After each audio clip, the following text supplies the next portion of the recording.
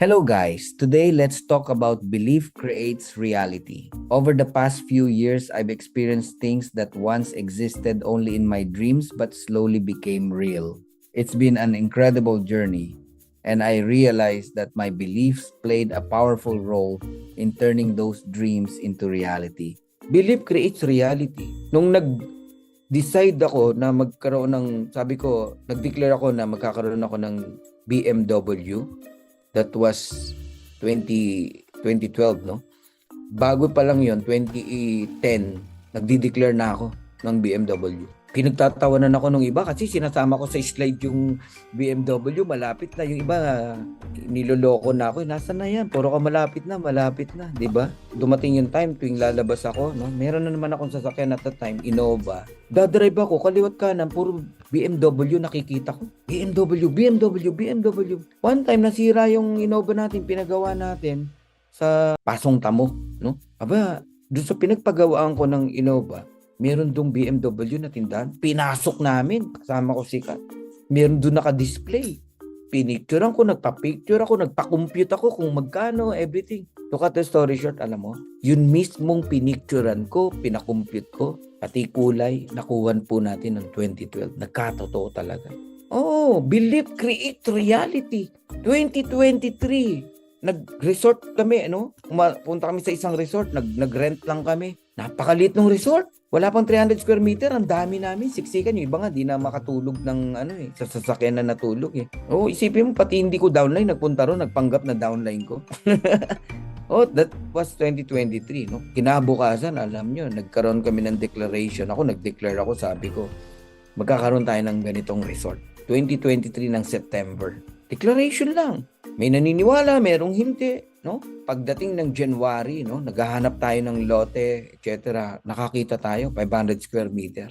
February, nagkabayaran ng lote. March, sinimulang itayo. December ng 2024, no? Ano na, natayo na, no? Ganun kabilis. Kailan ako nag-live good? 2023. 2024, may resort na tayo. Na nagsimula lang saan? Belief. So, successful people are not smarter. They believe differently. Yun yung pinagkaiba. Ang mga successful people, pag merong situation, I will find a way. Ganun ang declaration niya. I will find a way. Meron siyang papasuking isang bagay pero wala siyang ganong idea. I can learn. Aaralin ko yan. Matututunan ko yan. Di ba?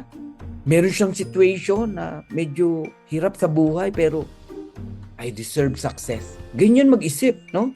Ganyan maniwala ang isang successful people.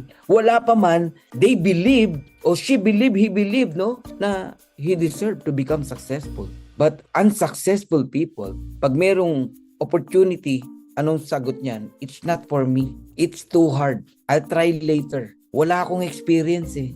Hindi para sa akin yan. Tama ka. Iyon ang belief mo eh. Lahat ng bagay, pag may situation, it's too hard. Pero yung successful, ano mag-isip? I will find a way. Senior siya, you live good, $3,000, $50. Parehas, walang pera yan. Ano sabi ng isa? I will find a way. Gagawan ko ng paraan yan. Kasi I deserve success. Aaralin ko yan. Yung isa, wala akong $50, pautangin mo naman ako. Abonohan. It's too hard. Wala nga kaming pangkain eh. Wala nga akong panload eh. Jojoin mo pa ako dyan. Bigyan mo na lang ako pag kumita ka. It's not for me. Hindi ko linya yan. Sino sa atin dito, yung trabaho mo, alam mo na linya mo yan? Wala naman eh. Lahat naman tayo eh. Lahat tayo, yung linya natin, wala tayong experience. Kaya mo naging linya yan, sinubukan mo, tinry mo. I'll try later. Kailan pa? Tsaka na. Pagka kumikita ka na, balikan mo na lang ako. Nung kumita ka, binalikan yung taong nagsabi nun. Nauna ka na kasi. Late na ako. Hindi para sa akin yan. Ganyan, no? Ganyan mag-isip. So, successful people are not smarter, but, they believe differently. Unsuccessful people believe it's too hard, it's not for me, I'll try later. But successful people, I will find a way, I can learn, and I deserve success. So, believe first, then results will follow. Alright? Mag-join ka muna para magka-resulta. Hindi po pwedeng pwede bang sasabihin mo sa bangko, pwede bang unahin mo yung interest, bigay mo muna sa akin bago ako mag-deposit, mag-time deposit. Walang ganun. You want interest, mag-deposit ka.